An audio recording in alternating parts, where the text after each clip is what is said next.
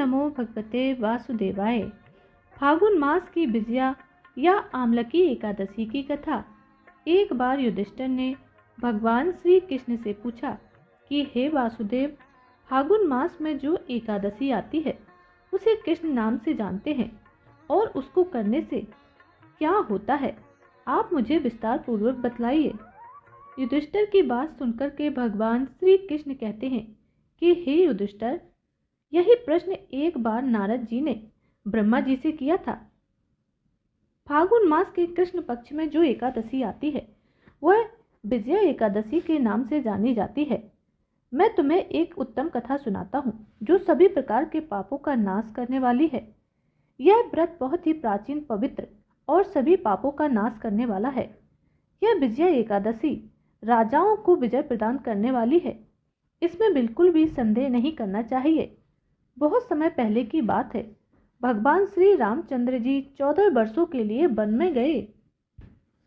वहां पंचवटी में सीता माता तथा लक्ष्मण के साथ बहुत समय तक रहने लगे।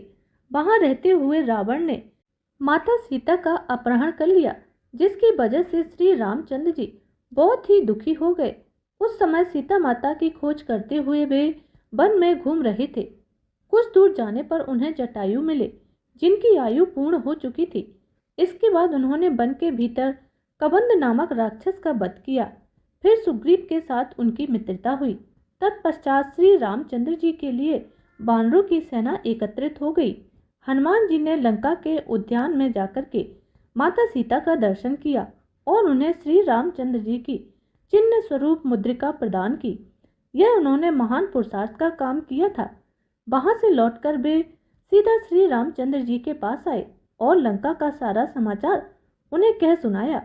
हनुमान जी की बात सुनकर के श्री रामचंद्र जी ने सुग्रीव की अनुमति से लंका की तरफ प्रस्थान किया और समुद्र के किनारे पहुंचकर उन्होंने लक्ष्मण से कहा, लक्ष्मण, किस पुण्य के प्रभाव से इतने बड़े समुद्र को पार किया जा सकता है, क्योंकि यह समुद्र तो बहुत ही विशाल है और भयंकर जीव जंतुओं से भरा हुआ है।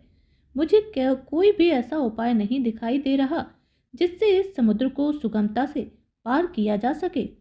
तब लक्ष्मण जी ने कहा कि हे प्रभु, आप तो आदि देव हैं और पुराण पुरुष पुरुषोत्तम हैं। अब आपसे क्या छिपा है। यहाँ द्वीप के भीतर बकदालभ्य नामक मुनि रहते हैं। यहाँ से आधे योजन की दूरी पर उनका आश्रम है। हे रघुनंदन, आप उन प्राचीन मुनीश्वर के पास जाकर उन्हीं से इसका उपाय पूछिए। लक्ष्मण की बात सुनकर के श्री रामचंद्र जी महामुनि बकदालभ्य से मिलने के लिए वन में निकल पड़े।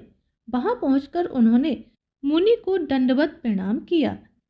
मुनि उनको देखते ही पहचान गए कि ये तो भगवान श्री राम हैं, जो किसी कारण बस मानव शरीर में अवतरित हुए हैं।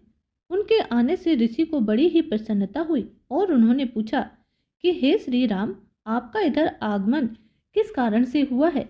तब श्री रामचंद्र जी ने कहा कि आपकी कृपा से राक्षसों सहित लंका को जीतने के लिए सेना के साथ समुद्र के किनारे आया हूँ।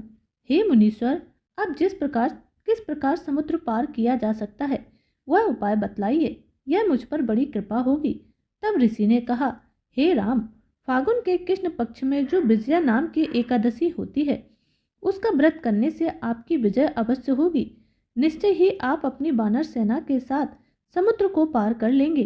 हे राजन, अब इस व्रत की फलदायक विधि सुनिए। दशमी का दिन आने पर एक कलश स्थापित करें। वह सोने, चांदी, तांबे अथवा मिट्टी का भी हो सकता है। उस कलश को जल से भरकर उसमें पल्लव डाल दें। उसके ऊपर भगवान नारायण के सुवर्णमय विग्रह की स्थापना करें। फिर एकादशी के दिन प्रातःकाल स्नान करें। कलश को पुनः स्थिरता पूर्वक स्थापित करें। माला, चंदन, सुपारी तथा नारियल आदि के द्वारा विशेष रूप से उसका पूजन करें। कलश के ऊपर सप्त धान्य और जौ रखें। गंध, धूप, दीप और नैवेद्य के साथ पूजन करें। कलश के सामने बैठकर सारा दिन उत्तम कथा वार्ता आदि के द्वारा समय को व्यतीत करें तथा रात में भी वहां जागरण करें। अखंड व्रत की सिद्धि के लिए घी का दीपक जलावें। फिर द्वादशी के दिन सूर्योदय होने पर उस कलश को किसी जलाशय के समीप, नदी, झरने या पोखरी के तट पर ले जाकर स्थापित करें। इस प्रकार पूरे मन के साथ, विधि विधान के साथ विजया एकादशी का व्रत कीजिए। इससे आपकी विजय अवश्य होगी। यह सुनकर श्री रामचंद्र जी ने मुनि के कथनानुसार उस समय विजया एकादशी का व्रत किया। उस व्रत के करने से श्री रामचंद्र जी विजय हुए और उन्होंने रावण को मार गिराया। उन्होंने संग्राम में रावण को मारा, लंका पर विजय प्राप्त की और माता सीता को प्राप्त किया। इस प्रकार जो मनुष्य इस विधि से व्रत करते हैं उन्हें इस लोक में विजय प्राप्त होती है और परलोक में भी वह एक उच्च स्थान को प्राप्त करते हैं। तो बोलिए भगवान विष्णु की जय, बोलिए विजया एकादशी की जय।